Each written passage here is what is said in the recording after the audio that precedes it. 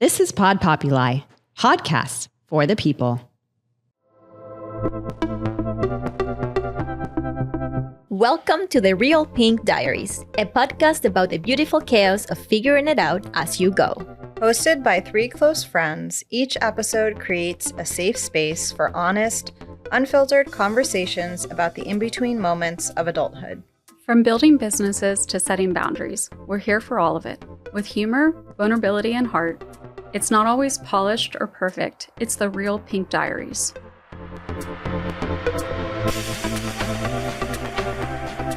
Welcome to the Real Pink Diaries. This is Natalie, Amy, Melissa, and Shannon.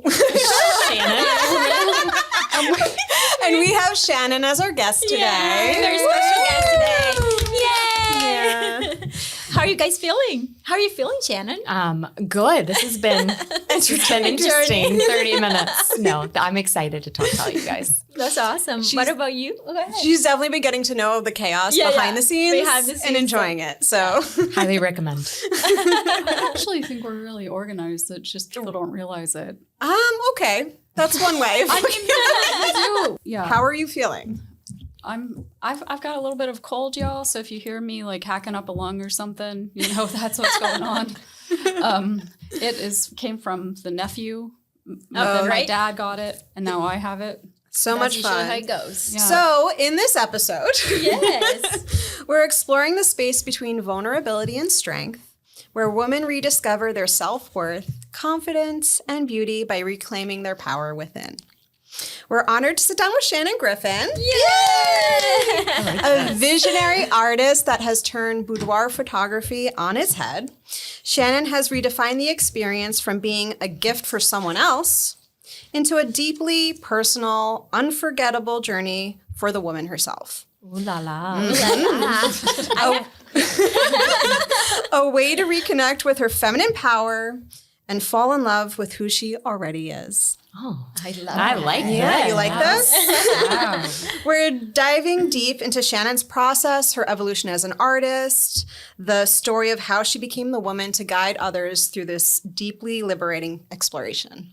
I love that. That's so cool. Yeah. I remember, I'm thinking back when we met you at the Which was so event. recent. Yeah. It was It doesn't so feel recent. like Yeah, it. yeah. Like what, 2 months, 3 months Yeah. ago now? And- I'm so bad with time. I'm like last year? I don't know. right. Like you lose track of time. So I remember when we met you, it was like so refreshing. I feel like you have such a beautiful energy Thank the you. way you just carry yourself and you allow for people to be fully themselves. And just, I feel like with you, we could be ourselves. No walls. All the walls Thank you. were like That's huge. down. Thank you. That's a big And, compliment. yeah, you have that. So I would like to start by saying, like, just explain to our audience who would like to know who you are. Okay. How can you describe yourself? Okay. And what do you do for a living? Okay. There's three of you, so I'm like, let me just round. Pick one. Pick one eye. Pick one. Yeah. So can you repeat that one more time? So, Who are you? It was like a three part. For those who don't know you, who is Shannon Griffin? Okay. And what do you do? How will you describe yourself? Okay. So boudoir, I don't like the word, but for SEO purposes, that's what I have to use. Intimate portraiture is what I like to say because the whole process is very intimate. I take photographs of women, and it doesn't have to be naked or in lingerie or anything. Sometimes it's dresses, sometimes it's jeans and a tank top, but it pretty much is to just kind of strip down metaphorically and really to take some vulnerable pictures and go through a process together. The end goal is always wall art. Not everybody buys wall art, but it's to push those boundaries of like you could put yourself on your walls.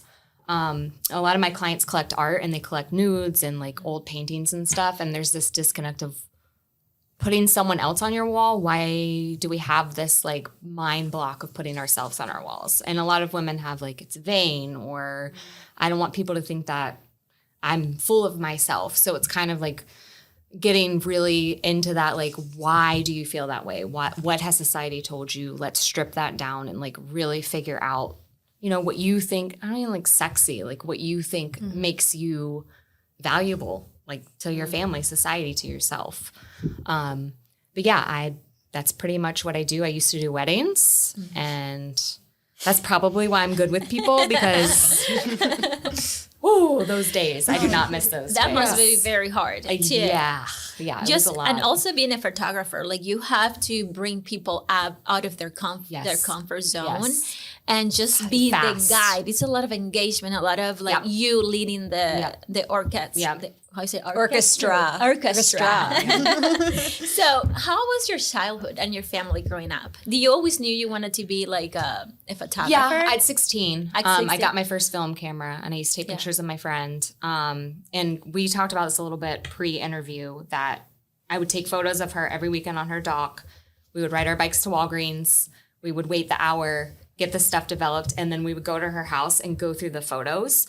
I think that's a big reason why I do in-person ordering sessions, because to sit there with somebody and like, it's selfish of me, but like I want to see them seeing themselves. And every time they're like, that's not me. That's not me. I'm like, that's you. And I don't do a lot of Photoshop. So it's like, that's you.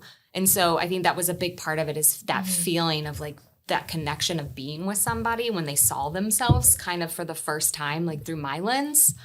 And so that was a big part of it. And then I went to art school for it. And then that was it. Is That's there all I've anybody in done. your family into art or anything No, like it? no. So it just came really naturally. It's Yeah. a gift that you have. I guess. Yeah. Yeah, that's nice. Yes. Well, you're definitely very talented. Thank you. So, Thank you. And do you have siblings? How I is do. your I have fam- an older sister. Oh, Yeah. She's in okay. insurance. So like Very different brain. backgrounds. Different brain. I don't know. everything's art form. Yeah. Yeah, I mean, like certain things, like just figuring out a system and making a system work. Yeah. is like a big deal. Yeah. You know, so if you can be creative enough to figure that out, that is like a creative problem solving brain. But there's something different when you go from like creative problem solving to creative like for art's sake. Yeah. You know, Yeah, when for there's sure. not as exact like this is what the outcome will be. Yeah. So I like how you wanted to create a way for your client to create a deep connection to themselves. Yeah. But were you always in search of finding deep connections either within yourself or just with your friends? Were you just like, I want to cut through the bullshit and like get to know you? I mean, like when I go, that's why I connected to you guys so quickly, because like networking stuff, I hate traditional networking where it's like you have like me too. 5 minutes, So hard. and it's like, what do you do for a living? Like no Yeah. one likes talking about that. So I'm like, let's get weird. Yes. There's no TMI. There's no such thing as being too vulnerable. And you guys, like this one was asking me a million questions as soon as I met her, and I was like, I like her. I mean, it was immediately like, you taking it, but like, tell me more about that.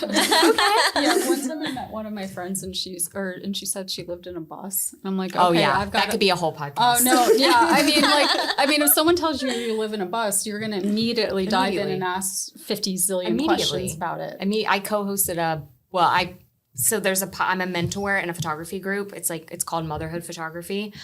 And there are women, there's like 600 members who photograph mothers, but I also am one of the mentors in the group, and I help with the podcast sometimes. And I was interviewing someone who has 4 kids. She wants 5, and the first 2 kids they had in a bus. Oh my And I'm like, God. we have to do another podcast. That right there. Because it's one thing to just live on a bus, but like to have 2 Deliver. No, children. thank That's you. insane. Okay, Wow. so to backtrack. Sorry. No, We went on a tangent and we to loved it. backtrack. Well, you need to tell us more about like how you grew up. You know what your like street address was. Where you Okay. Oh no, let's Blood not get type. into that type. Social security number, Social security number. That'd be great. bank account. You won't find much. No, so you grew up in Jax, right? I did. I'm from Georgia, but I moved when we were 7, so I remember some of it, but not that much. With your family? Yeah. Where in yeah. Georgia? We were in Albany, so southern Georgia. Okay. Yeah. I mean, go UGA. Yeah. I don't You watch like sports. you don't like the Bulldogs? Yeah. My Welcome family to my club. does. My family's big football. I'm not. I'm the black sheep in my family. I don't really watch. Preach. I feel so connected to you. Yeah. I've been to a Florida game and I've been to a Florida State game, and the whole like I just get bored. I know.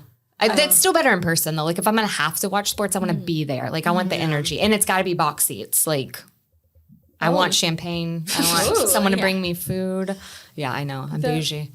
Yeah, I mean the Florida Stadium's kind of cool because it's I forget the name of the curve, but it's all concrete, so it's a very different acoustical feeling. experience. Yeah. Oh, that's cool. Yeah, That's got to be cool. Yeah, I don't know. Sports are not. My husband surfs. Like that's the closest I get to sports. So yeah. Okay, so growing up in Jax.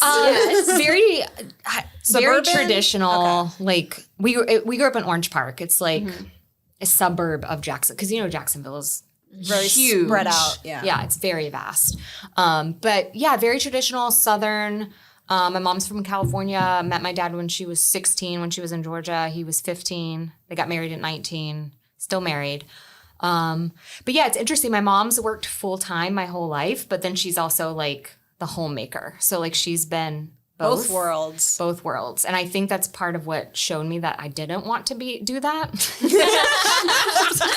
I was like, she goes to work, comes home, helps us with homework, makes our dinner, she's at cheerleading practice with us, goes to every game, every recital, like that. Wow. I don't know how she did it. Like That sounds superpower. exhausting. Oh yeah, but loved And it. superhero-esque. Oh like, yeah, I I'll don't never even be my understand. mom. Yeah. Ever. I couldn't even hold a candle to mine either, but I'm okay with that. Yeah. Just different paths. And I think I'm so different than her, but she's proud of that. Like it's a very different path. My mom was she had 1 year left to be a chemical engineer at 20, and she dropped out of college to have my sister. But she's like, that's what I wanted. I just wanted to be a mom. And I'm like, oh my God, no. So like very different paths, but very encouraging. So That's beautiful. Yeah. that's a lot to give up on though. Being a chemical engineer. I know. And almost finishing the career, right? I know. Almost at the end of it. Yeah. Well, she's retiring at the end of this year. I'm so proud of her, but she works at Merrill Lynch. She's worked there. Where is she whole now? life. Huh? She's where now? She's in Jacksonville. She's in Jacksonville. Yeah, they're still there. Okay, Yeah. okay. Same house. So are since I you was 7. and your sister as well? Sister? Yeah, she's around Okay. that area. Yeah. Okay. And my niece. I Yeah. asked for the address. You just don't. You'll show up. I know you will. You'll be in the I'll send them- bushes. I'll send them Christmas cards. Oh, they're like, who the hell is this? So can you walk us through like the early career process and what was the first job that you ever got in photography? I assisted a lot out of school. You Yeah. guys probably know, like coming out of art school, but for me, it was very much my professors. They were old, nasty photographer men perverts who always asked us to pose for them. Oh my God. Yeah, no, it was gross. It was gross.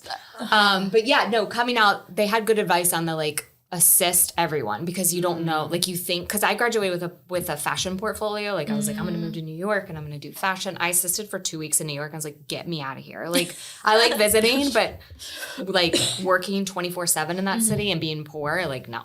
So, so they were like, assist everybody. I assisted food photographer, architectural photographer, which was really cool, but the hours sucked because you had to shoot at sunrise and sunset. So we'd have to camp overnight in sleeping bags and carry like 20 lights because it was before like, now everything's done like in camera and Photoshop, but it was very old school back then. It's very expensive if you want to go down that road. Oh too. my gosh, Yeah. yes. Super expensive. Yeah, like the equipment they had to use was insane. And I was just like, no. And so naturally, like so many people just get into weddings because it's like, it's good money, it's easy. You say you only work weekends, you really work every day, but that's how I kind of got into it. Where I was like, I could have a family one day, like I could live anywhere and do this. And so I started working for a studio and then kind of moved up through their company and just fell into it, just did weddings. I never fully enjoyed it, but it was like the golden handcuffs. Like I made good money and I knew what I was doing. So I stayed with it too long. Way too long. So why did you stay with it too long? Because it's what I knew. And I was like, if I don't do this, because it's such good money, I was like, I'm going to have to take this many family sessions or boudoir sessions to like make up for that. Before I was doing it. But now I'm like, oh, I can make more doing a 1 hour session than I did in because a 12-hour now you kind of wedding. find your niche. You have a very unique niche Yeah. that you've developed and created for yourself. Yeah. Right. Okay, so it's like I'm still confused about the weddings. So when you were doing the weddings, did you work for yourself or did you work for someone I else? worked for myself. I started with a studio and then I started my own business in 2000. It was like 2010, 2011. I started doing my own weddings. So I shot my first wedding by myself and I was like, I can do this. I'm going to start my own company. Oh, were the brides? Like, tell us about the brides. Did you? How Or was like it? crazy Dad? stories. Yeah. That's what's crazy is I've only had one one bride out of all of those years that was awful. Like one. A lot of times it was like the mom of the bride or the sister. There's a lot of jealousy or like I paid for it. You're going to wear this dress and like. Oh, wow. Yeah. Whoa. So yeah. But as far as brides, cause my process wasn't as in depth, but I'd want to talk to them before and get to know them. And so like if they were crazy, I was like, no. Do you have any like memorable stories that you want to share of like someone who went batshit crazy? No, it was just that one bad one. Yeah. And I did it at a high discount for the wedding planner. And it's like, No. Red flag, right? Right. Like it's like it takes one time. It's like never again. Never ever will I do that again. So I mean, that's a pretty good like skill set to garner that early in your career to be able to vet out the people that aren't a good fit. It's because I'm stubborn as hell. Like I know. I can't work for anybody else. Like, thank God this has worked out. You sound like somebody I know. Yeah, right over here. I get that from my dad. Like, he owns his own. He's an entrepreneur, so like, definitely get that from him. Yeah. Man, you were able to build that skill set. We did an episode, and it was Amy's episode previously. When it comes out, I'll send it to you. Okay. It was like the red flags and green flags Of clients. of potential clients based on the Shit Creek's character profiles. Yeah. Oh, that's amazing. Yeah, I'm definitely going to listen to that one. We had flags. It was a lot of fun. Yeah.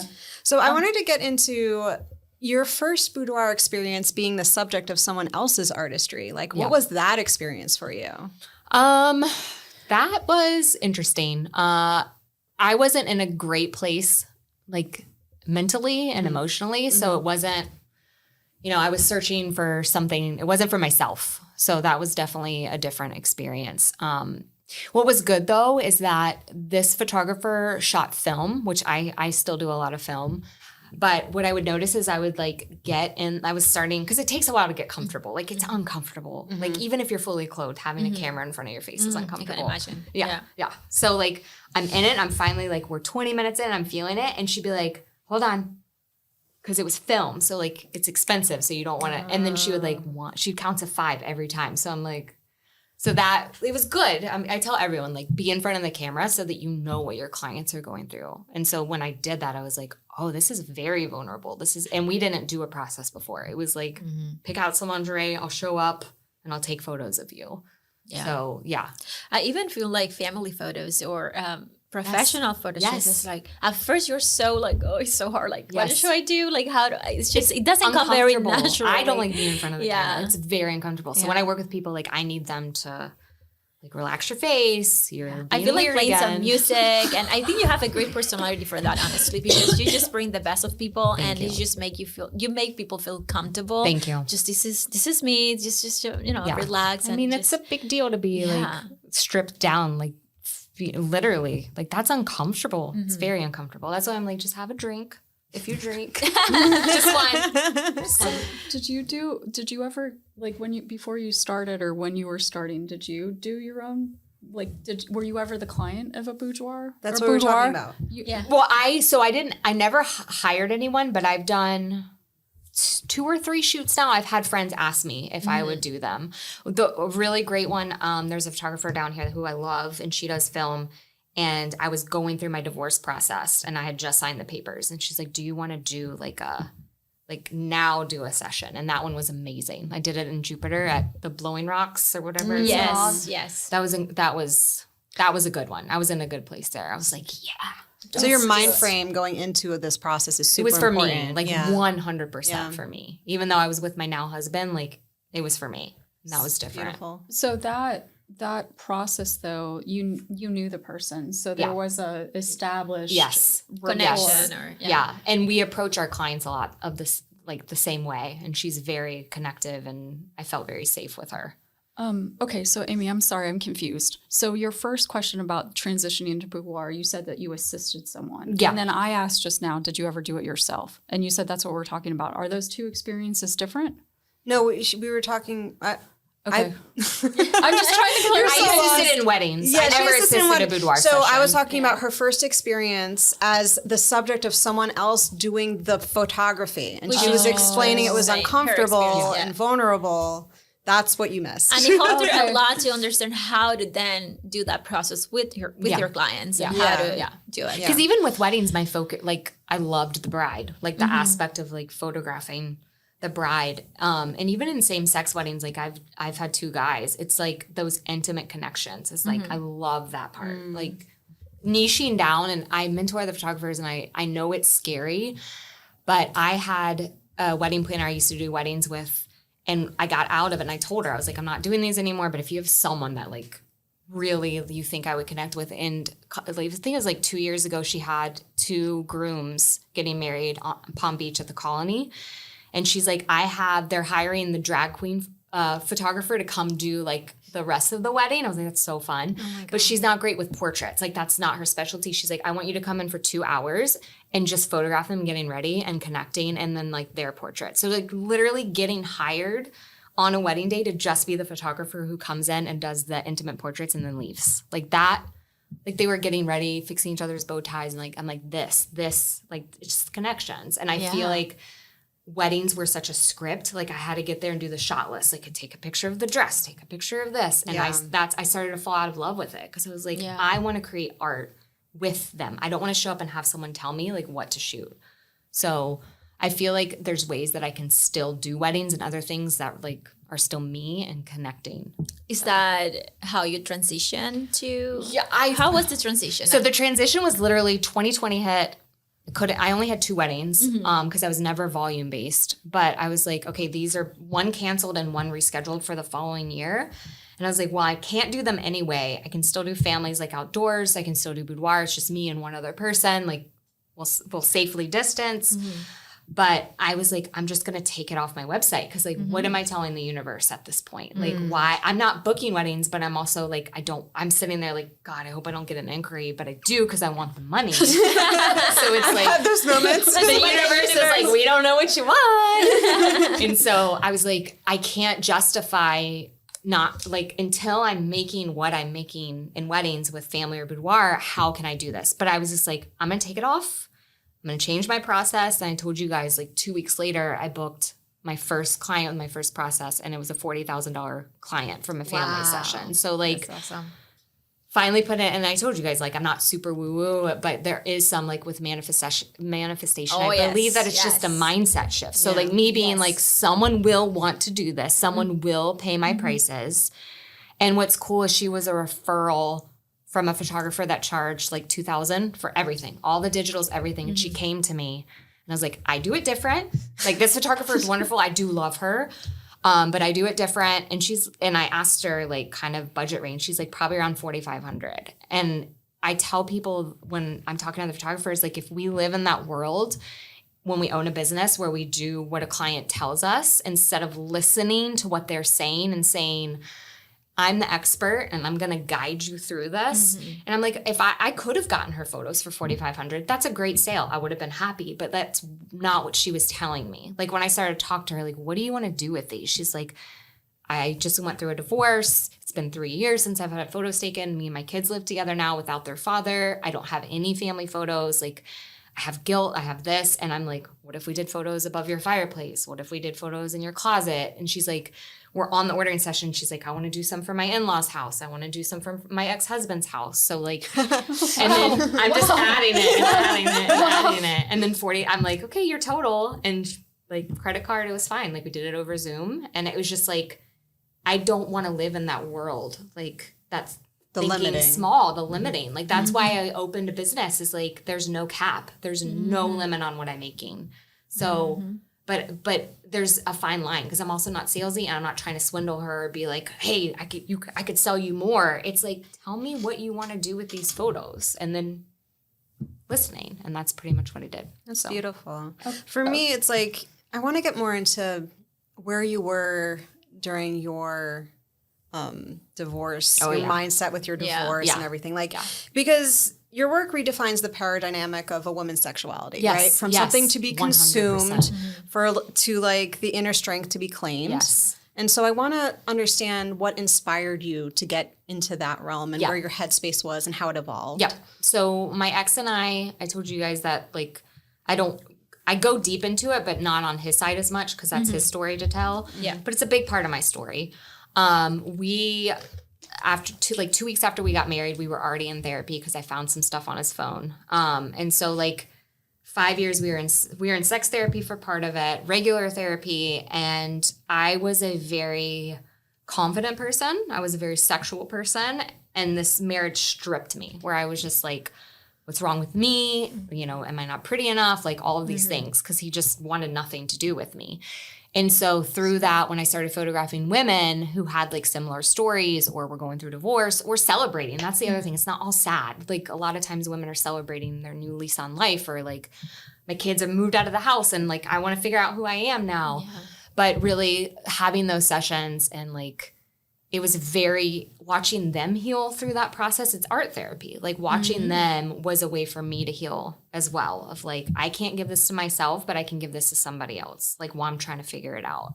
And I think that those sessions led me when I was like ready to be like, I want a divorce. I had seen other women like live in that power and be able to do it. And I think I told you guys, but I don't remember, that I had a client that was like, I don't know what I'm doing. Like I'm thinking of divorce. And we did her session. And then she's like, yeah, I'm going to move forward with it. And I was like, wow. Hell yeah. Like, hell yeah. Wow. Yeah. And it was a celebration instead of being sad. It was just like, this is something I wanted to do. And I just needed someone to like hold my hand through it and tell me like, it's okay. And I didn't tell her like, yeah, get divorced, but it was like, who are you? What do you want out of life at this stage?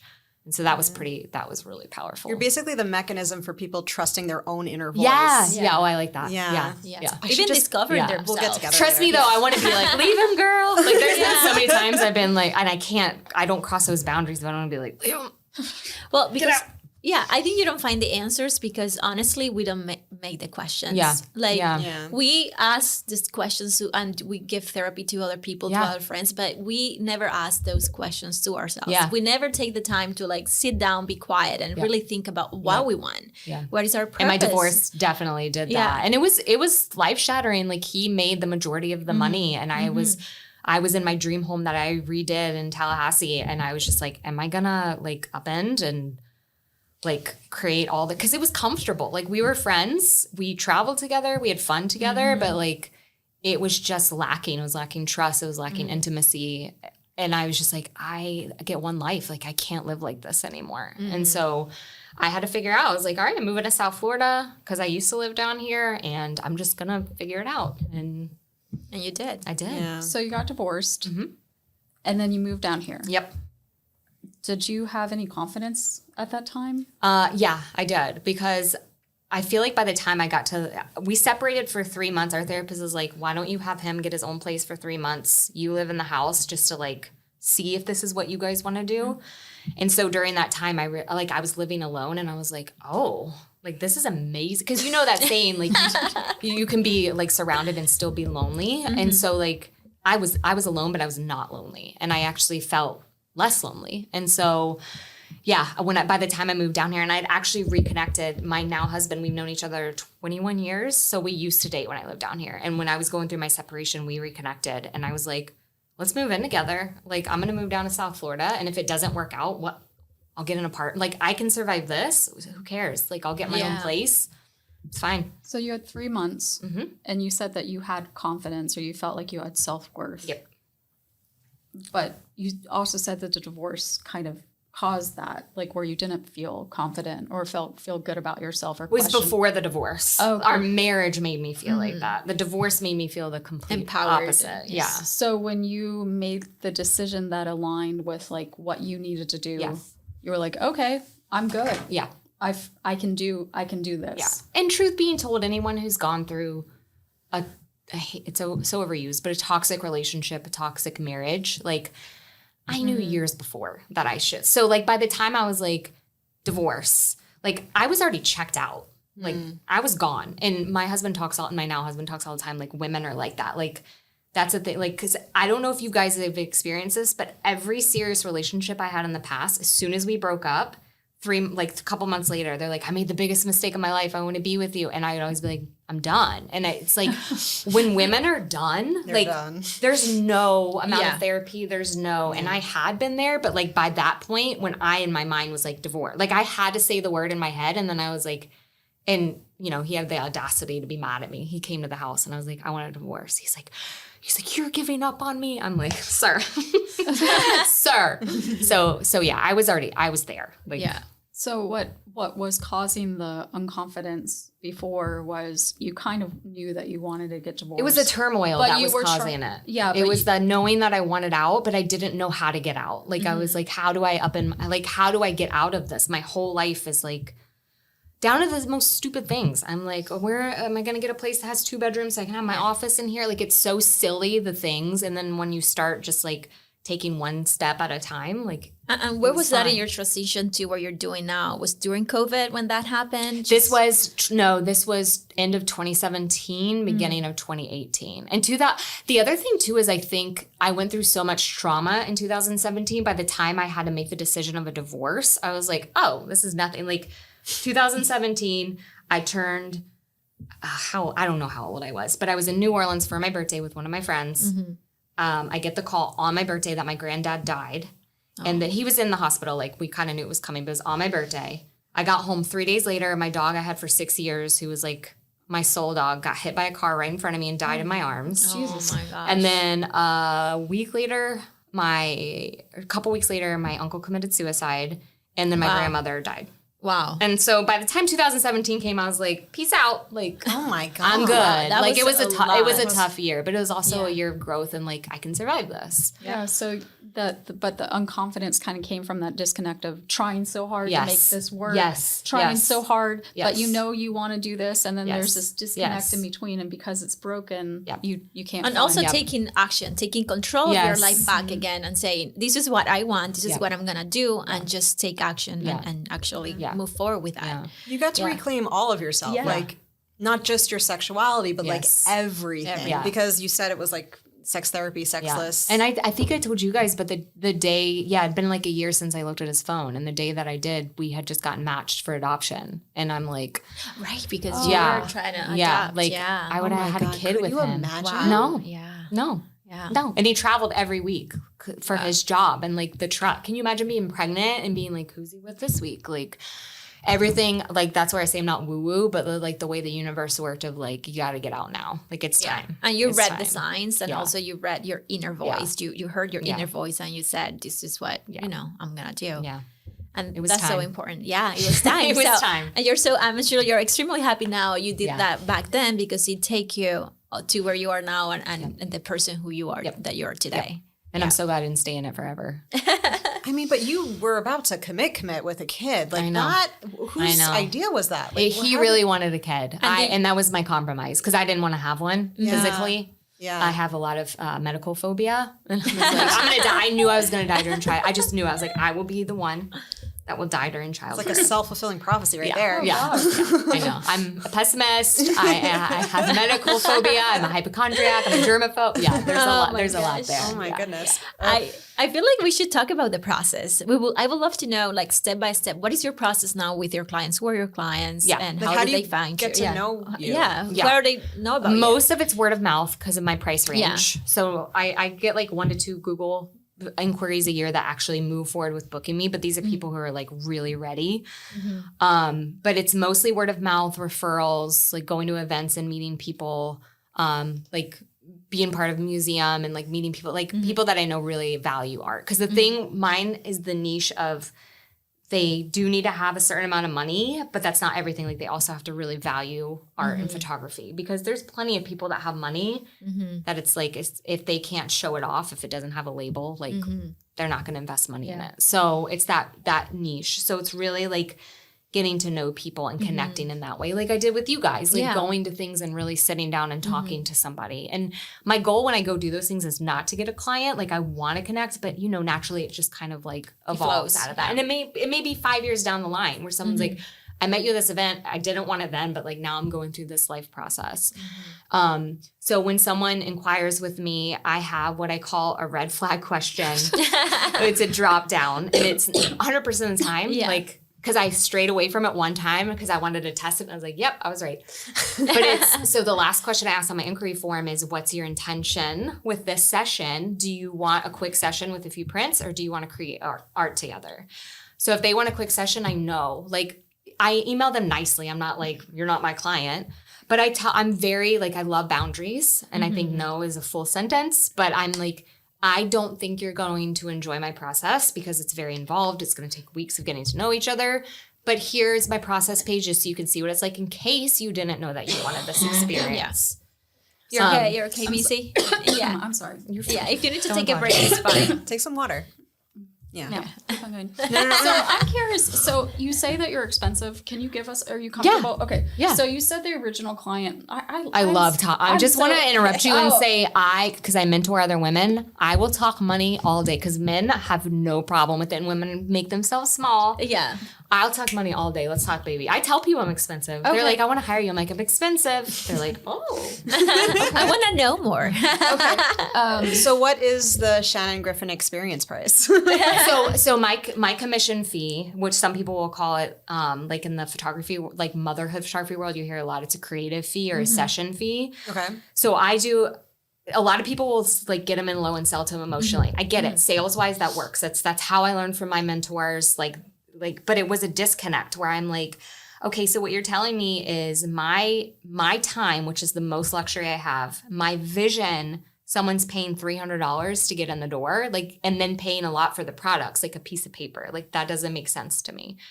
And so very much like, okay, so I'm now on the front end, it's $1,450 just to work with me. So that's just like for me to like do this process with you. And then everything else on the back end is a la carte. So I don't have collections. I'm not like, you get this 8x10 and this and that because I want it to be completely customized. Like you have this weird wall in your house. Like I'm going to measure this and we're going to figure it. Like there was a spiral staircase and I was like in a group, I'm like, does anyone do like curved metal? And they do like curved metal prints because it's like if you're gonna print yourself, like you don't know where to do like the normal consumer doesn't know. And my other thing is like people don't want to do it themselves. Like even if they can go to Shutterfly, even if they can go to Walgreens or these websites, like they don't want to. And so knowing my clients are people who want it just taken care of. So that's, and my sales average is around 10,000. Like that's, people don't always spend that, but that's my average. And I had a boudoir session is 25,000. That family session was 40. I've had some that spend 5. So it's like, it varies, but that's the average. And who are your clients? Mostly women in their 40s, early 50s, moms own their own businesses. That's, yeah. That's like awesome. badass women. Obviously women that value art. And that one gay couple that just the one gay couple. I mean, I have photographed more gay couples. I'm just putting it out there. If you're a gay couple, Shannon is interested. Oh, and I've done women's couple boudoir, which is I've done 2 of those sessions. They're my favorite. I had a guy send me an inquiry last night for a couple session, but you can always tell because I get creep inquiries a lot, and you can always tell. But like the women ones, I get so excited because it's just so intimate and beautiful and like soft and just. Yeah. Not that all women are soft and like that's the other thing I want to be clear of. Like my stuff tends to be more feminine and pretty, but it's not everyone. Like I get women that wear like have whips and stuff. So like I'll do it. It's very customized to the experience and what they want to at the end of it. It's how they feel beautiful at the end of the day. Yeah. So how do you create that safe space? Like what do you do for them to open up and be so vulnerable? I'm vulnerable with them. I'm not like spilling all my drama and making them uncomfortable because it's not my therapy session, but I'm very much like if they are like, I have a kid and I'm trying to relearn how to love my body. I'm like, hey, I'm 42 with a 4-year-old and I'm trying to like be very careful what I say in front of her because my mom used to get changed in her closet. I never saw my mom naked and she would be in dressing rooms crying. Like, I'm so fat. I hate myself. And like me growing up with that, I'm like, what would have been like if I saw pictures of my mom on our walls, like embracing that? Not even, it doesn't have to be nude, like family photos, anything. Like she hated herself in photos. She hated the way she looks. Did they ever talk sex in your household at all? My dad was a pervert. That's why I'm a pervert. Like he made sex jokes, but it was never like they had a very healthy, like they would kiss in front of us and stuff like that. But like my mom was not in touch with her sexuality. It was very like, this is kind of like we don't talk about it. You just reminded me that like the influences you see in your life really dictate how you perceive yourself and want to help others. Yeah. So it's not just a love letter to yourself through your divorce and finding your inner strength, but it's really a love letter to your mom. Yeah. That's so beautiful. I'm gonna give it to you.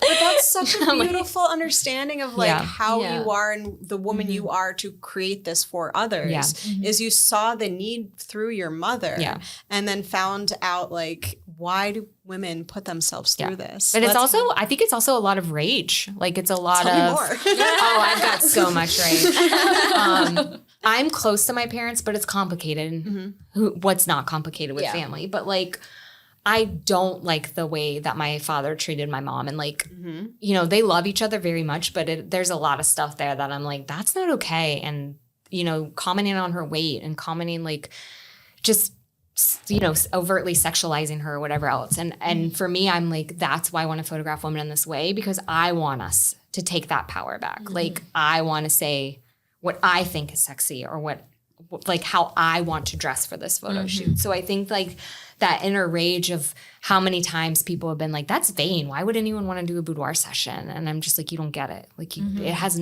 it's so internal that it has so little to do with the photos, like so little. It's so much about the experience. Yeah. Well, those are like emotionally rich sessions. So like, how do you manage that? How do you decompress from that? Zoloft.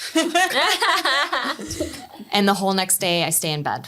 Like in bed rot. Yeah. Like so I factor that into my pricing. Like I'm very open about that. Like I charge a lot so that the next day I can bed rot and like just trash TV, Bravo all day. So people understand what is the process and what you have to do that after is like, I want to go back to the beginning of the process. You said you have like a questionnaire where you start filtering what clients to take on and just really explaining what the process is going to be like to select that client. After that, what's the next step? You do like a call? So they fill out the questionnaire and what I do during the discovery call, this is before they book, we do the discuss. So it's in between the questionnaire and the discovery call. So when they do that, pretty much the discovery call is like an hour where I'm just reading their questions back to them and having them elaborate. Like that's pretty much what it is. So it's asking those questions like, you know, when's the last time you had a photo taken of yourself? How did you feel about yourself when you got the photos back? Like, you know, tell me about that. And I don't want to concentrate on the negative,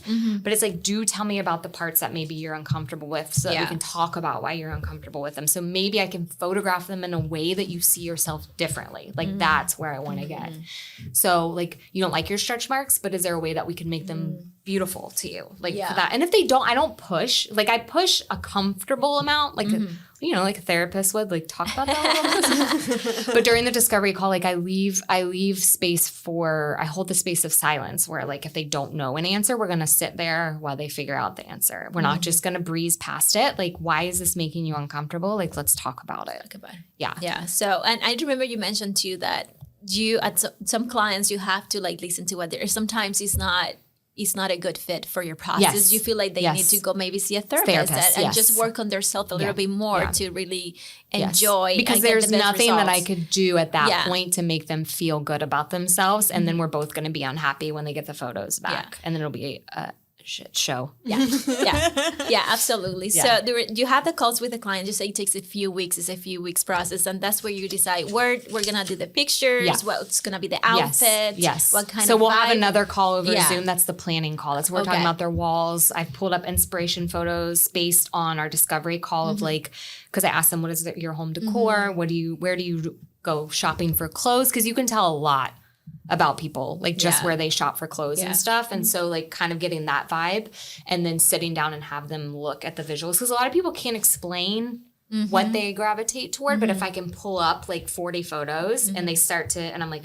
oh, this is what you like it. Sorry. And this is why you like that. So really sitting down and then talking art and being like, let's really, like you talked about wanting framed art. Let's look at your walls. Let's like figure out where we're going to put everything.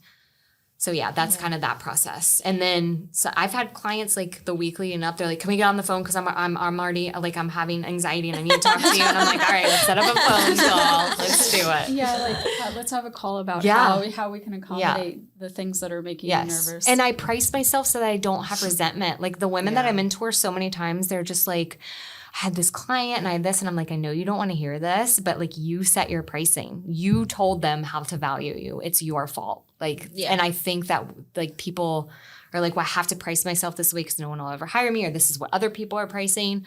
And so like pricing myself at my commission fee being $1,500 is like, I can take those calls and I'm not sitting there like, oh my God, she's texting me again. It's very much like, no, that isn't, like, that would give me anxiety too. Like, how can I talk to her and talk her through this?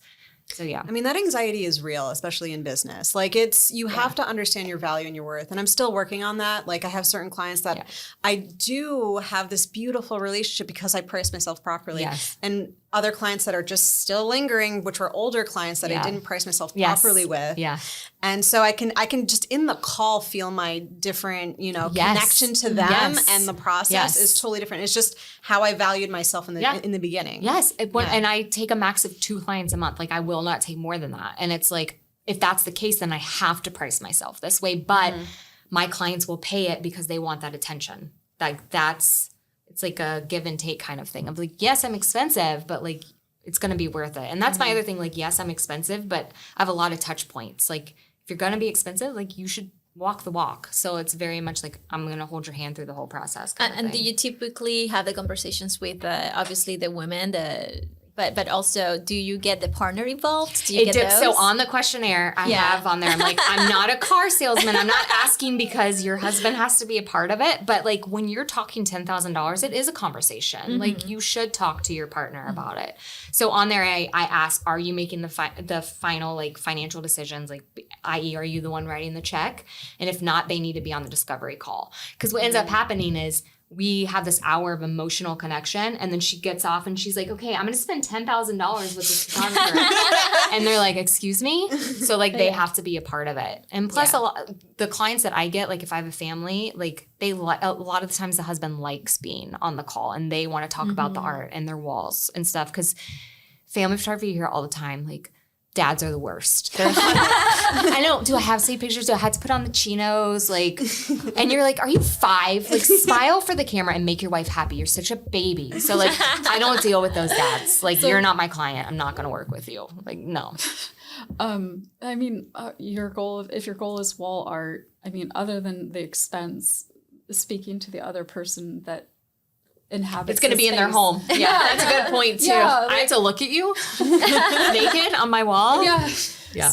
But like I don't know. I mean, I've had experiences where I've thrown like prices out there that I thought were crazy, and the person didn't even want to entertain it. But then you have the fear of like you're not going to get work. How am I going to get work if I?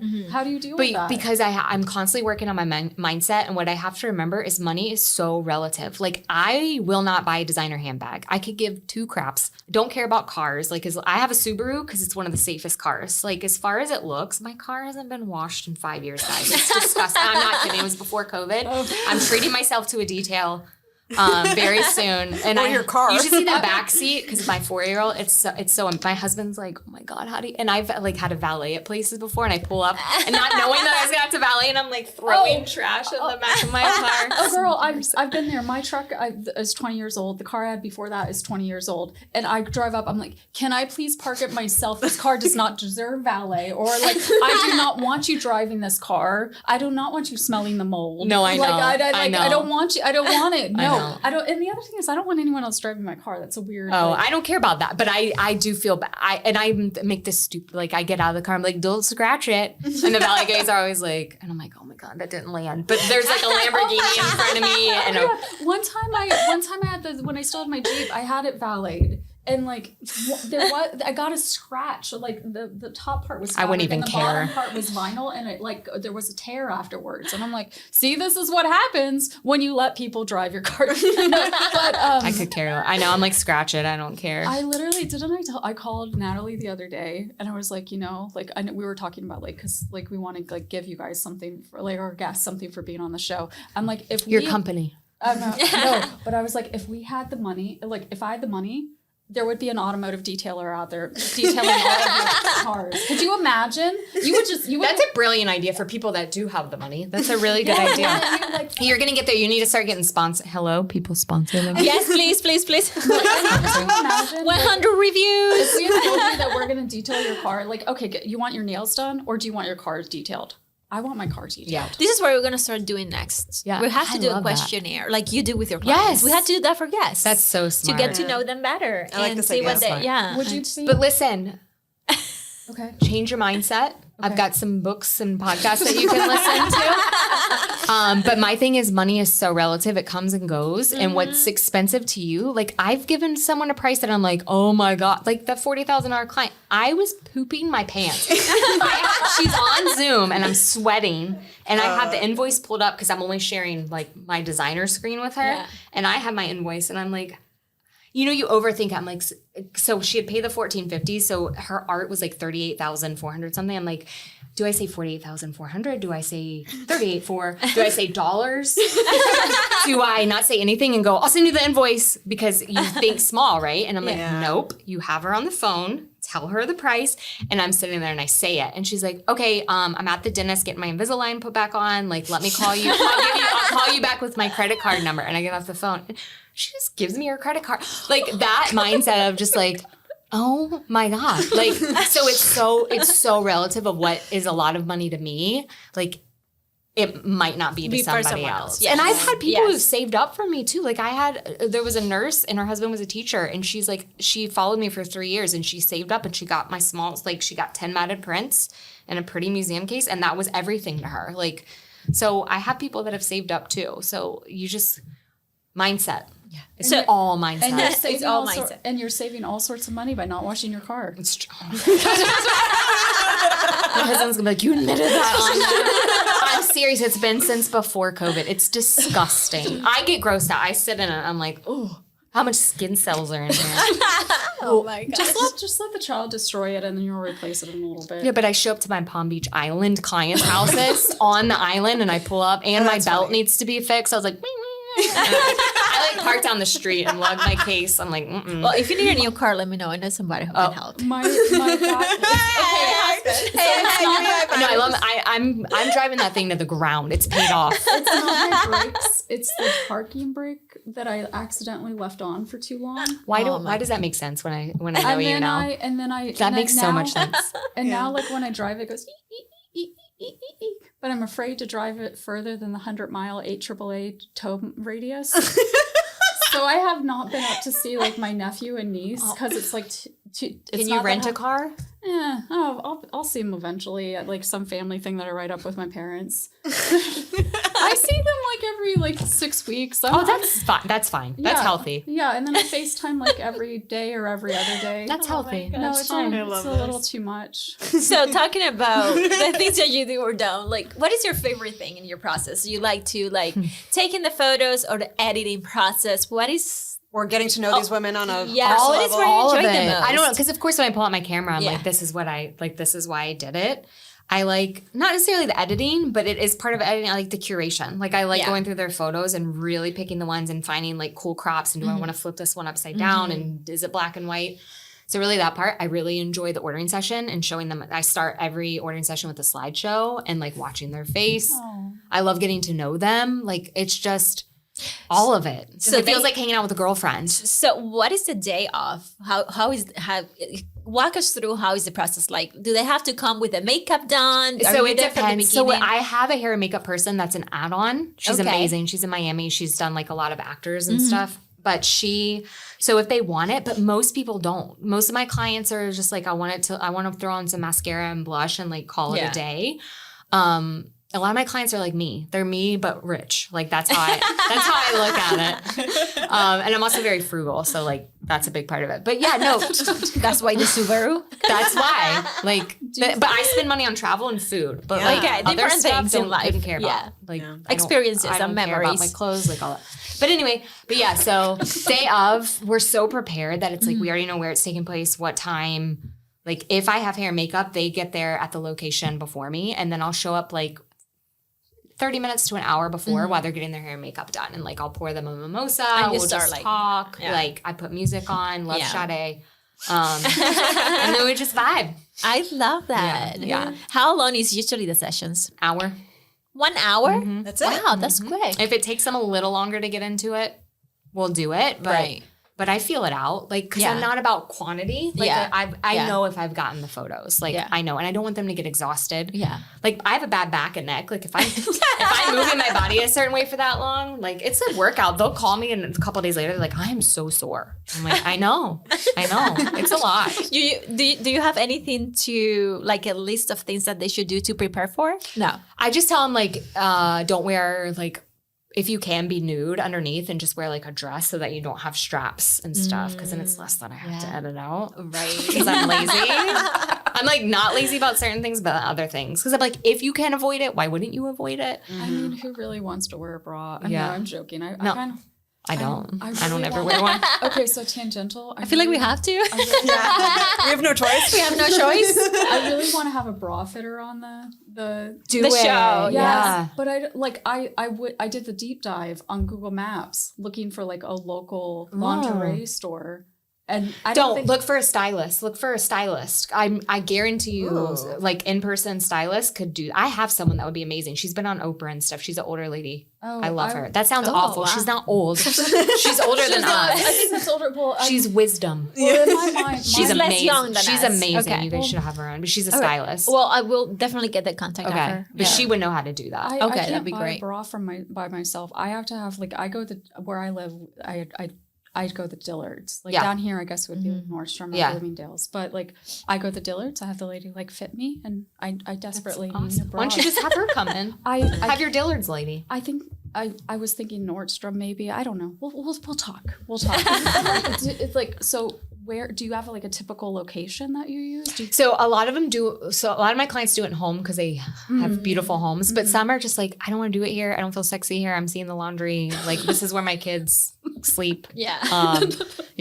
My dog's licking himself in the corner. So, but I have a location in Fort Lauderdale. It's really beautiful. It's an Airbnb that you can rent an Airbnb or you can do it hourly, which a lot of Airbnbs don't do that. But they built it to be like a studio space. So they have beautiful like plaster walls and it looks very like it's beautiful. It's made for shoots and it's got 2 bedrooms and bathrooms and there's like a like beautiful tub. There's a glass shower, so I have a lot of options if people want to do it there. How is it? It's so weird that like back in the day, plaster was like the standard. It used to be like the standard like wall finish, like the way they built walls. Yeah. And then it went to just this product called Gyp Block with a plaster skim coat. And then we got rid of the plaster and then just went with like drywall gypsum. Well, sometimes we should have a lot of plaster there. And high-end houses. Well, they still have what they probably have is gypsum, like a drywall product with plaster skim coat on top of it. Mm-hmm. No, I know. I have no idea. No, on the island they do have people who are masters of plaster that do it. What plaster on metal lath? Because I did that on a house and it was wonderful. Sorry, we're getting very technical. No, I told you my other love. Like I would be an architect if I liked math. That was the other thing, like that like because like I've been there, like where like I've looked at art and thought about it for spaces. Nothing that I ever like. I wasn't like an interior designer that was actually picking this stuff. But I can't imagine. It's got to be really interesting to be on the other end. Yeah. And have you ever worked with? I mean, this is off the script, but have you ever worked with an interior designer to do? How does that work? So you just because they know the house and they've already decorated the spaces. That's where I'll back off a little bit because like they already trust them. That's where I let go of my ego a little bit. And I'm like, let me work with the interior designer to kind of figure that out.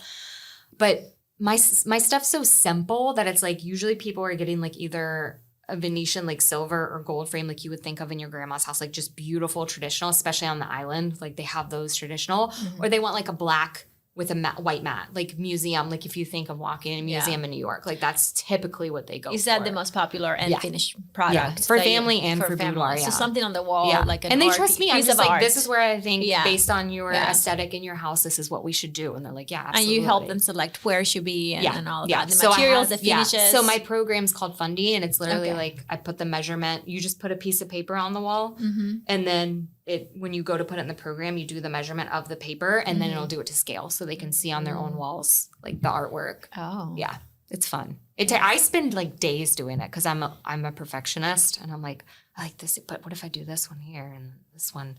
So I'll do like 3 different variations of one wall. And I'm like, do you like this one better? This one How better? many usually they get? Just It depends. Yeah. Whatever they want. I do full wall galleries, like take up a whole wall, or I'll do like 1 big print, Yeah. or like 2 prints. Isn't it depends on what hard they to want. pick 1 or 2 or 3 like out of? Well, they'll do their absolute favorites for the wall, and then after that, I'm like, what do you want to do with your other favorites? So And do they'll- you give them a selection to pick the ones that they want to do? Yeah. But Okay. we go through, like, they do the slideshow of my favorites, and then we go through all of their photos, and we do, like, yes, no, or maybe. And then those are the ones they're going to purchase. Yeah. I'm Wow. not gonna lie, that kind of seems like a dream to like design a space for her, Yeah. like for her pictures or for her not paintings, photo. I'll take Art. paintings. What yeah. are Art. art? It's Describe like art art. for her art. Like Here how you go. cool would that be to design a space around one of your pieces? Yeah. Because I have people that are like, I want art eventually, but we're in the process of moving. And I'm like, design your bedroom around your wall art. Are you crazy? Well, yeah, you should. So everything you do, like, okay, I think you fall into like the category of fine art photography. Yeah, it's just, yes, it's But- just used so much in our world, like the photography world. No, I that is what I'm considered. You are correct. It's just like everybody uses it. Like luxury, everyone uses the Yeah. word luxury. Okay, so then let's talk about. So then my next question is, because what you do is so intimate, like do you exhibit or is it? That's my next. Yeah. Yeah, I do. So these are, a lot of my clients are actually okay with it. Like I do have people that are like, no, absolutely not.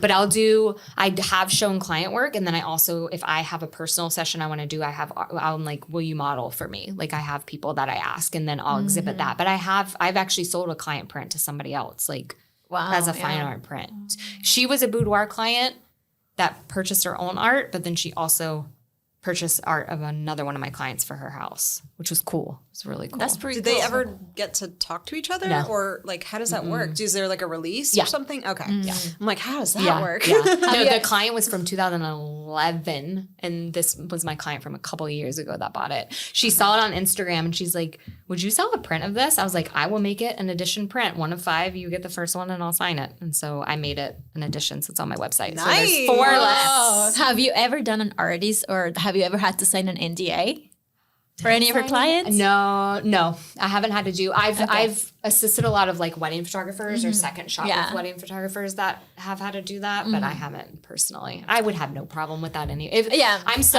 my main concern is someone's privacy. I tell people, even Right, if you're yeah. okay with me sharing this, Yeah, if you yeah. come back 5 years later and you like, will you take it all down off I'll do it. Like Yeah. I had someone who was a teacher and she's like, they weren't nude, but she's like, do you mind just, cause I have like junior high kids and I just don't. And I'm like, yes. Yeah, that makes sense. Yes, absolutely. So where are you in your career right now? Do you feel you're at the peak? Is there Are you ever at the peak? Never. I think that with your personality, I don't feel you're ever. What is your next thing? What is I'm your doing goal? a lot of education now. I Okay. love the business side of it, which Yeah. when I first started, I was like, I'm an artist. I don't care about sheets, Excel, and business. And now I'm obsessed. Like, let's talk money. Let's talk Yeah. business. Let's talk strategy. So I'm doing a lot of mentor on my actual process. That's awesome. And it's like, it's for established photographers. Mm-hmm. I'm not teaching how to shoot, none of that. It's just like, do you want to see how to like create custom wall art and like go through a whole process? Because so many people are taught by other photographers that, like I said, they're like, this collection you can get 2 8x10s, and I'm like, don't you want to go to their house and do like a 30x40 or like a 60 or Don't you like, want to go for it all? Yes. Go for it all. yes, don't you want to see? I'm sorry, I have an ego and I love myself and I want to see a huge portrait that I took on somebody's wall. Like that's so cool. Yeah. It's so That cool. it is so Yeah. cool. It's so beautiful unique. that you're a mentor to others, but was there a person that was key in your experience in building your business and a mentor to you? I think a lot of friends. I took a couple of courses, but it wasn't like one-on-one because I do a lot of one-on-one mentoring. I'm working on a course right now of my process, but I do mostly one-on-one because I just prefer it. Like I want them to be able to ask me questions because courses are great, but then you're left with like, I have 100 questions now that I watched this. Yeah. So like I'd rather do one-on-one sessions. And I do, my biggest one is they can come to me and we'll do like a shoot for their portfolio. It includes 4 one-on-one, like 1 hour sessions, and I do headshots for them. So like it's all encompassing. But yeah, I love the education realm. It's amazing. But a lot of it was like working with peers. And so much of it, I tell people, is get people in your corner that are doing like charging more than you and doing the things that you want to do. Because I've been in groups where it's that small mindset of like, why are they charging so much? And like, I can never do that. And I'm like, stop making yourself small. Like, watch someone and like see that was me. I saw the social proof. I was like, people are making thousands. And then I did that big session. I'm like, I'm my own social proof now. Like, I did this. You did that. You did shift the business though. Like not only did you put it on its head with the amount of money, but you changed it from a product at the end to an experience in the beginning. Yes. And I'm trying to figure out how the heck did you even know how to do that? So that's the other thing too, is a lot of the people that have changed my mindset and my world around photography is they're not photographers. So I was in a luxury wedding Facebook group and we had masterminds and we broke off into groups, and there is a guy that I talk about all the time. His name's Matthew, and it's called Holy Shit Stationery. And he's very much, his thing is, if you're not pissing some people off, you're not making anyone happy. And so like, he's very like, he wants to push the limit. And I was telling him about my process and he's like, wait a minute. He's like, why are you charging so little on the front end? Like that doesn't make, you need to either be like commission based and it finally just clicked. And I'm like, why am I charging $350 to like do all of this and show up? Like that doesn't make sense. Cause there's only one of me. I can only do so many sessions in my lifetime. Yeah. And so like, like if you think about pricing the products to be the most expensive thing, which mine are still expensive, but like, if you're not setting that precedent from the beginning, like it's a piece of paper if they don't have your art. So at the end of the day, it's a 10-cent piece of paper, even if it's a fine art paper. So like, what is it that they're putting on the paper? What's the experience that they're having? So that mind shift. And I have to educate clients because they come from photographers that they're like, well, I just did a mini session and it was $300 and I got all the digitals. And I'm like, that's not what this is. Yeah. A lot of just showing, like explaining and educating your clients of the value you're providing and what the experience is going to be and what they're going to get out of it. Yeah. And a lot of it's just visual. A lot of it's when people come to me, I think they already have a feeling that I'm expensive by the way that I'm showing my installations. I'm showing my installer, putting it on their walls. I'm showing like I sell fine art prints. You do the installation too? Yeah. But I have guys that do do it. They're professional. They would have 400 holes in their wall if I did it. It's like, no. Do you think you could charge more if you wanted to? Yeah. That's the goal one day. Like, why not today? Let's do it. What do you want me to go up to? I don't know anything about pricing. No, my goal one day is to probably be like, just to work with me is like something crazy like 10,000, and then like we do a wall. Like it would be so cool, like a Shannon portrait. Like you have this amazing like one incredible. But I get in my head because I feel like that's more like, would that be more of a studio photographer? You know, the people that do like the crazy like Photoshop and like fabric and stuff like that to me makes more sense as one portrait. So I don't know, figuring it out.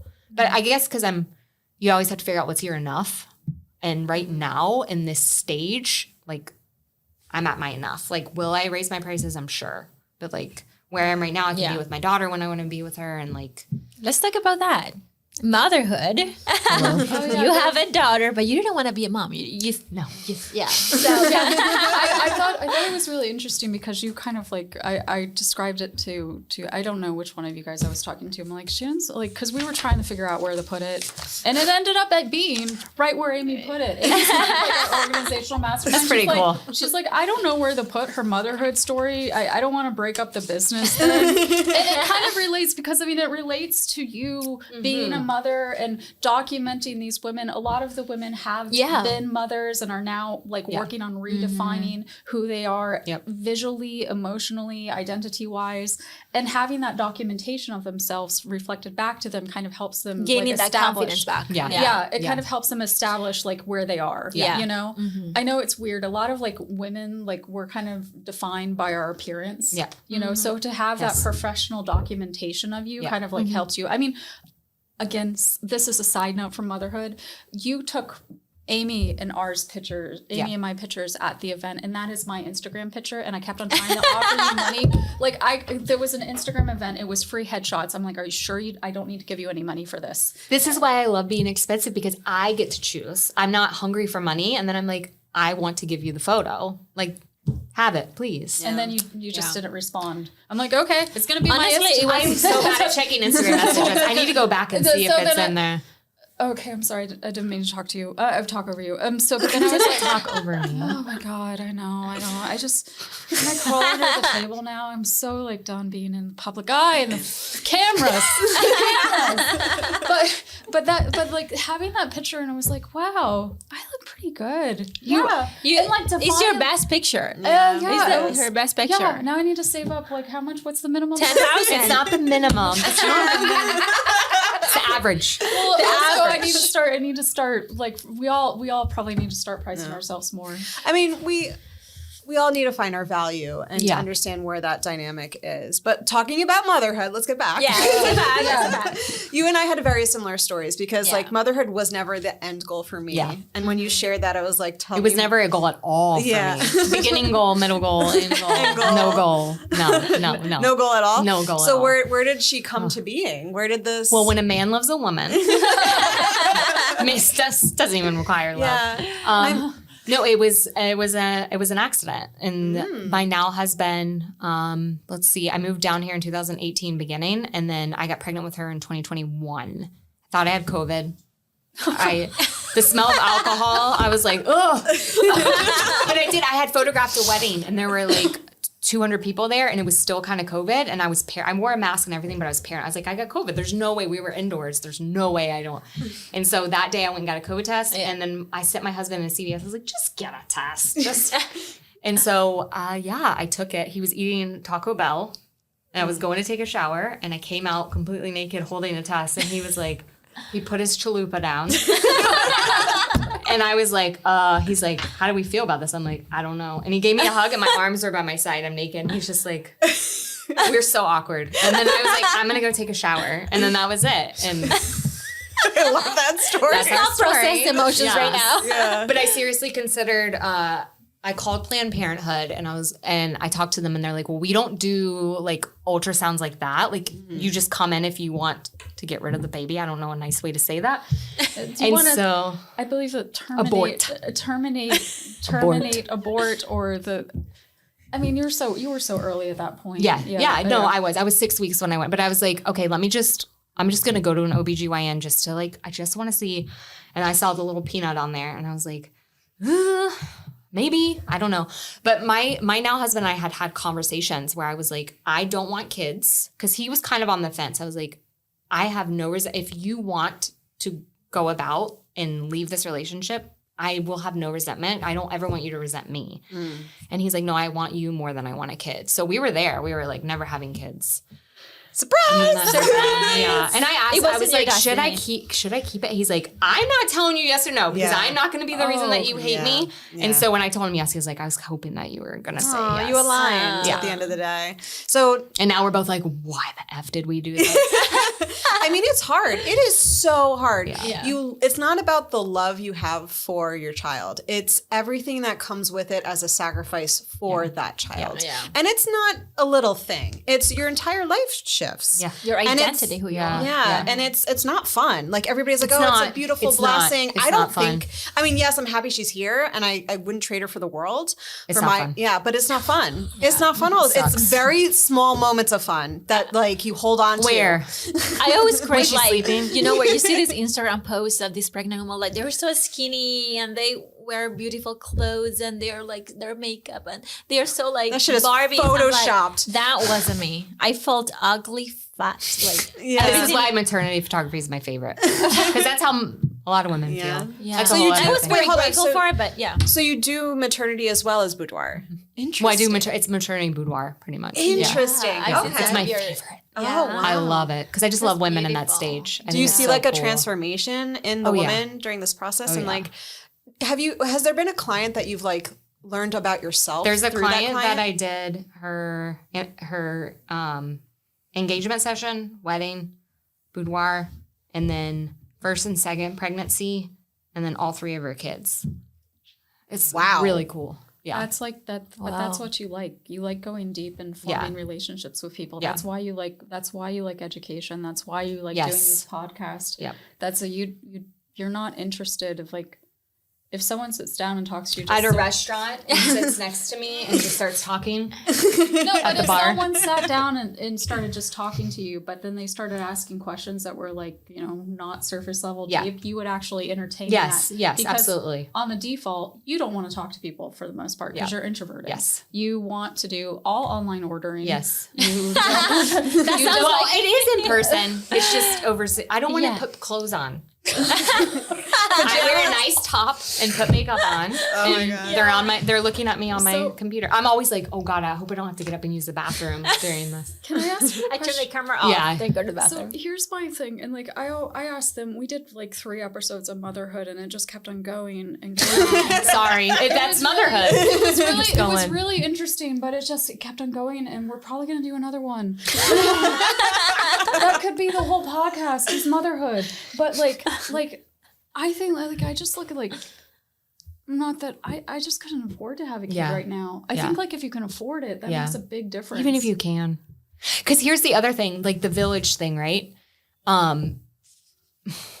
We have, I want to be careful how I word this because I don't want to hurt feelings, but we have some close family on my husband's side that live close to us. But do I trust them to watch? So that's the other thing. Even if you have a village, even if you have money, she's never had a babysitter. She's 4. I've had my mom watch her twice overnight. I've gotten to leave her like overnight with my husband twice. I've gone on trips by myself and he's stayed with her. But like, that's the other thing. I'm very paranoid about like who watches her. So even with a village, even with money, like that does not, there's no guarantee. My sister and brother-in-law, Amy was going up to Orlando. They live in Orlando. Hey, can you give me your sister's babysitter's contact information? Because we're going up there for a night and we want to like go out to dinner without the kids. And I'm like, my sister does not have a babysitter. Yeah. And you know what's interesting that's been like, I've had to work on my mindset around this is so my clients, a lot of them grew up with money. And so they were raised by nannies so what's hard is I become friends with a lot of my clients. It just naturally happens and I adore them. But they'll be like, come out with me, meet me at the Palm Beach Club. Let's go do this. And it's a Saturday. And they like, since their baby was born, they have standing like Saturday date nights. The nanny stays the night at their house or they have a live-in nanny. And like to have to always be like, I co-sleep. I can't. I did. So like that part's really hard for me. Like I'm very comfortable talking money, but then I get in my head about that stuff. Like, I've said no 5 times to them now. They're going to be like, do you have a life? And I'm like, no. I don't. Well, I mean, like, but they don't, that's so different for them. It's a different lifestyle. And what I'm saying is when people have babysitters and they have, there's nothing, I don't think there's anything wrong with that. It's just like, I'm so paranoid because like it takes one time of something to happen to her for her to have trauma and it ruined her. So I'm like, I feel paranoid. That's part of being a parent. Yeah. Where are you now? And how was the transition after having a baby to gain back your identity? I hated the babies. I hated them. They're blobs. I would stare at her. I'm like, do you do anything else? And you can't connect with it. It just cries and you have to feed God. it. And your boobs are, if you do that, like raw. Breastfeeding, you breastfed. They're raw. They're how not in a long? good shape. 18 months. That's a long time. That's a long time. That's awesome. But I started a rage, and that's I think I told you that my best friend, who's still her kid's almost 4. She's a week younger than my daughter. She still breastfeeds, but only at night for like 5 minutes because she's like, I have 3 kids. I'm not changing the routine. She goes to sleep in 5 minutes. I don't care. I'm like, I'm not judging you. So good for her that she get her kid to sleep in 5 minutes. I'm kind of jealous. An hour. Oh, mine too. Over here. Mine too. Breastfeeding for that long might be worth it in that situation. I know. But for me, 15 months. But I don't know if that makes a difference. we were co-sleeping and she'd wake up in the middle of the night and I was getting touched out. Yeah. And she kept being on me. And I literally, like, because you have intrusive thoughts and I was depressed. And I literally envisioned myself, like, taking her off and throwing her against the wall. And I told my friend, she's like, it's time to stop breastfeeding. I'm giving you permission. Because women get these weird, like, I have this, weird 2-year mark. I was like, I got to make it to 2 years. Like, why? Who? What scientist? Society. What? Society. Yeah. And so I felt like a failure. Took her 10 minutes the first night because she was at an age I was like, mommy's milk is going away because she had language at that point. And then she cried for 10 minutes. Next night, no tears. I was like, I could have done this 6 months ago.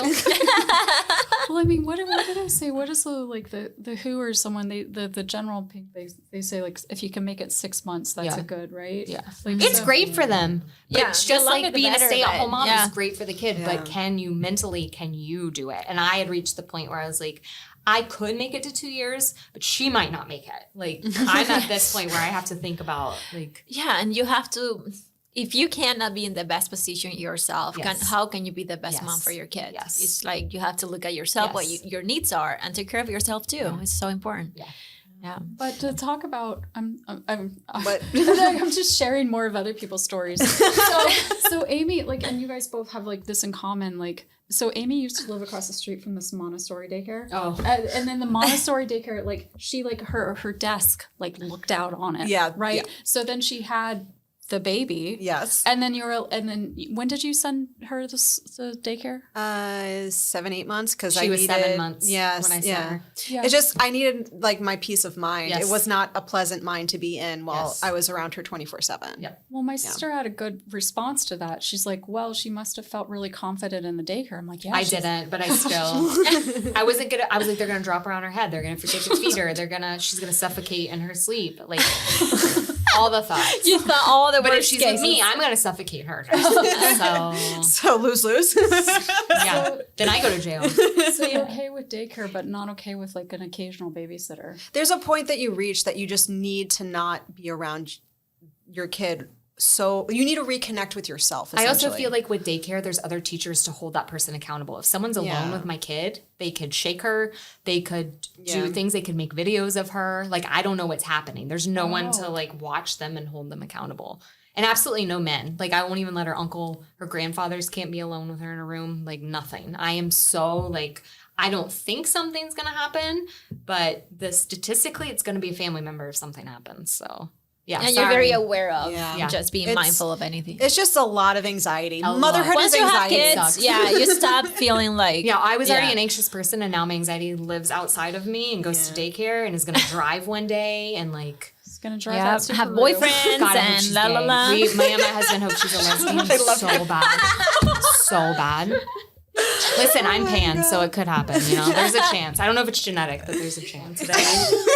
You're a reluctant mother, but now you're like super paranoid, super Well, anxiety- protective. But like anxiety like breeds in your body at the end of the day. Like there's other things that happen along with this anxiety. Like I've had moments where like my body just kind of breaks down after a while. And so to have that separation for your kids so you can really reclaim your own health and mentally and physically is important. And the long-time anxiety of just like not just day to day, like I have to make sure I have enough money in my retirement account so that she doesn't have to take care of me when I'm 80. Like it's every day of worrying of like Also every thought is about her. And making decisions for her. Yeah. To me, that was one of the harder things I had to do since he was born, my son. So like, do I Until have to she make moves every out. single decision now for somebody else? I mean, if I'll take the risk and, you know, the consequences of my own experience and decisions, but just having now being responsible for another life is hard. Does she eat dino nuggies? No. I love you. So I'm pescatarian. Okay. I haven't I eaten love meat these. in 20 years, and so she's the same. So she'll eat seafood, but she doesn't eat meat. She eats broccoli nuggies. Yeah, So I think we're going to have to, when we finish the podcast, you have to, at some point, give us some education about how to eat that way. Because, I mean, you don't how have to to. get... No, we're No, interested. but we were interested. I love animals so much that I can't. I watched finally like enough. I saw one PETA commercial when I first moved down here, and it was done. It did it for me. I was like, I'm done. I can't. PETA. See, for me, it's the cheese. I can't not have cheese. That's vegan, first of all. Okay. I need the cheese. But someone I saw a TikTok the So other you eat day. eggs? Yeah, I do. Okay. And seafood. I saw a TikTok the other day that was I was like, it's so simple, but she's so right. She's like, these people that have this mindset of like, I can never be vegan because I love cheese. She's like, so do it. So be a vegan when you're at home. Be a vegan until you go to a restaurant. Or be a vegan but eat cheese. Like we put these such like, we These have are to that. do it this way, but you can make a difference. Just don't eat meat on Fridays. Like the amount of like carbon, like just stuff like that we're so like black or white. And she's like, so do it. Like be a vegan, but eat cheese. And I'm like, oh my God. So how does your regular meal looks like at home? I love salads, beans. I eat a ton of peanut butter. How you get the protein? I love with seafood, every seafood. Yeah. Like salmon I could eat every day. I love Yeah. sushi, like all of that. I just kind of eat chicken. It's great for daughter, you. So your daughter eats fish sticks. At school, they'll give it to her. She won't eat with me all the time. I eat at school, but I'm not eating it at home. Yeah. And also, like, how you eat really affects how you feel in your body and the confidence. Have you ever had a moment where you weren't confident in your own body? Tell me more. Every day. No, but I told you I suffered from the eczema really bad for 2 years. Like it took over my whole face and neck, and that affected my business too because I wasn't leaving my house. I wasn't going to networking events. It was bad. It was real bad. So it was I was like, a hermit. It was like, what was it? Tell me Eczema. more. Oh, eczema. Yeah. Okay. So that was like I all love over your you. skin. I've had it since I was 5. And I used to bathe in cortisone cream when I was young because we didn't know about steroids.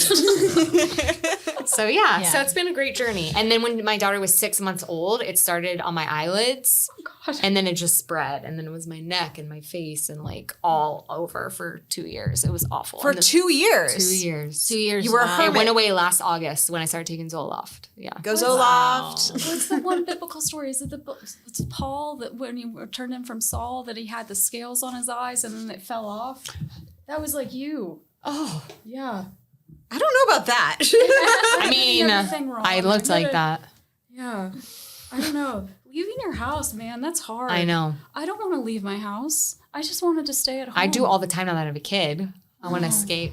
I want to flip this. I want to have a flipping moment. So, if you were your own client, what location or what wardrobe or what even mood would you create? Oh my God, it totally depends on what season I'm in. Tell me your seasons.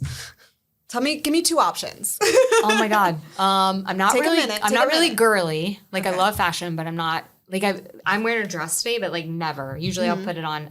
If I wear anything other than black, like I go to leave the house and I take it off. I'm like, that was a cute idea to put your black shirt on. Designers just default to black because they're so overwhelmed with everything else. I It's like I default to white. And I just always feel better. Yeah, same. My old boss used to default to white, which... So would you be naked? I'm like going to. I actually feel more secure naked because I feel Really? like women's clothing, like it has to fit perfect, or it's like hitting me in the wrong way, or am I bloated today? Like, it's so stupid. But nude, but maybe like jeans. I dress very masculine. Like I dress like a 5-year-old boy. Like there's a boy at my daughter's daycare, and every time I see him, I'm like, I want that outfit. I want those dinosaur pants. I want that. I want those Adidas with the rainbow. Like, oh my God, little kids fashion. The clothes are amazing. It's so cool. Like I watched by the kids section, and when I was in when I was in college before I went to SCAD, I lifeguarded during the summers. And I didn't want to get a pair of Crocs. So this is the first time around Crocs. And then I saw the little kids wearing them. I'm like, those with all the little things in them too. Those are really cool. No, this was before that. The first round of Win Crocs. So 2009. Okay. Then I was like, I'm going to get a pair of Crocs. And then they were iconic. And then I got plantar fasciitis. And I can't wear them anymore. And you're on Crocs. Yeah. They will not be a sponsor. Thanks to Missy. Thank you so much. But Aquaphor. Okay, so naked, what would the mood be? Would it be like dark and... I want to pick your brain about how I love you light. feel. Like, you love I love light. moody Okay. light. I mean, you can see it in my imagery. Like, I love a good window light and it's really moody, or like behind a curtain and you just see your silhouette, or... I don't know. For me, I would want someone to take me through the process because I don't know mentally. It's hard to do it for yourself when you do it for so many other people. Yeah. To guide yourself through your own process. I've had the problems of designing my house is bare walls. Same. Same. I do It's it for a hard. living, and we have no art on our walls, and we have no pictures on our walls. Well, it's like the cobbler's son Yes. with no shoes. It's just you're so focused. It's just easier to focus on somebody else. You're also too close to it. It's too personal. Like It's I too can't. personal, yeah. I have a photographer gives me 100 pictures of me and my daughter. I love all of them. Which one am I going to hang? I need someone to be like this. That's why. Because people are like, can you just send me all the digitals or proofs and then I'll pick? And I'm like, no, I'm going to sit with you because you're going to overthink everything and come back to it and come back tomorrow. And I need your gut. Like I make them do their gut. Like yes, no, maybe. Like, Hell yes. Yeah. I love that. Yeah, you That's really so beautiful. you're really into light. Like I could see Love light. I could have seen like you would have been like a good fit if you weren't like really interested like going deep and having like the connections. I could like the aesthetic of your photos. I could see like you going in the architecture, like I love documentation. architect photography. It's just so much work. Yeah. It's easier now. Like, honestly, I have friends who are archetype photographers, and it's all done in Photoshop. Like, it's one camera and it's done in Photoshop. But it doesn't have the depth of emotion that you enjoy as well. Yeah. There's something about connecting with someone through your art where you get to, present them with a way of seeing themselves that they haven't seen before. Yeah. And I love your description of you saying that, like, seeing the reaction of your client to their own selves is just like Every time. It's like, beautiful. it's clockwork. They're like, that's not me. And I'm like, there it is again. It's you, babe. Yeah, so thank you. I want to say thank you so much for coming today. Thank you. This was amazing. Beautiful conversation, yeah. Yeah. I'm going to read what I wrote because it's so good. I said, Shannon, thank you for your honesty. No, I'm just kidding. But honestly, your work reminds women that beauty isn't about performance. It's about presence. And so, yeah, girl, you got to put this stuff on your website. Yeah. I'm like, let me get my phone out. For anyone listening who felt disconnected from their body or their worth, Shannon's story, I hope, reminds you that you have everything you need to connect with who you are in the moment you have right now. So And if you have a hard time seeing it yourself, just have your friend take a picture for you. That's right. Seriously. And they'll Seriously. Metaphorically, you could have your friend reflect back to you your positive qualities. You can also have ChatGPT do this. So how can people connect with you?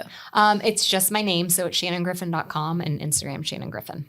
You have your website and Instagram? Perfect. Yeah. No Facebook. No I'm Facebook. on there, but I'm not. Who has Facebook here? I don't know. You're so lucky that you Who needs to learn Instagram here? Yeah. Well, my last name is my ex-husband's last name, but I'm not changing it because I love my logo. And my SEO. Like, when you pull me up on top in the area, I'm like, I'm not changing it. Yes. But my husband's last name is Grable, so it's still a G. So I'm like, Shannon G. I did the same thing, but opposite, where I won't change it to my husband's name because my business has already been established. It'd just be so harder. Plus it's painful. Also, just stop to change changing it. your name. Yeah. Women should just stop. That's so outdated. Yeah. Stop changing your name. I did it all. You probably You wouldn't changed agree with every me. name you had. Yeah. You don't want to hear. new You want to know my person. birth name? Yes. Guess what? Jaima Granadillo Dominguez. What If is I it said now? it would Hold on, sound hold on. so How I bad. go by now? What is it? Natalie Sterling. Oh my God. I confuse the hell out of people. They think they're getting an American, and no, they're getting a Latina. I'm sorry. Surprise! That's amazing. They're like, what? Hello? Yeah. Hello. Yeah. I'm originally from Cuba. You did What? say that you were going to change your name. I'm not opposed Yeah, to you it, but said it's that. just like not with the business. I don't think she does it wants to do the paperwork. It's just yeah, it's the paperwork. It's honestly the paperwork. It's such a pain in the ass. No, God. I know. It took me 2 years after getting married to my first husband to finally change it. It took me 2 years. I was like, I get it. shouldn't have. I get it. I was thinking about switching banks, which if any bank wants to be a sponsor, but like the how many things I would have to change just got overwhelming. So I was like, I will just pay a $10 fee. Yeah. All right. Well, thank you anyway. so I much. appreciate We it. love you. We will have you back for sure. Yeah. Anytime. This was great. Anytime. Beautiful conversation. Love your about energy. motherhood. Yeah. Yeah. Again and again People and again. like their kids. Shall we Yeah. sing? Go ahead. Oh, sing. Yes. Bye, you guys. Real Pink Diaries. We all can't sing, so you can join next time. Bye. Bye. Thank you for listening. We had so much fun, and we'll look forward to spending time with you in the next episode. Please subscribe wherever you listen to podcasts. Follow us on Instagram and Facebook at The Real Pink Diaries. You can also find us on YouTube. Check out our show notes for additional ways to connect with us. See you next time. Bye.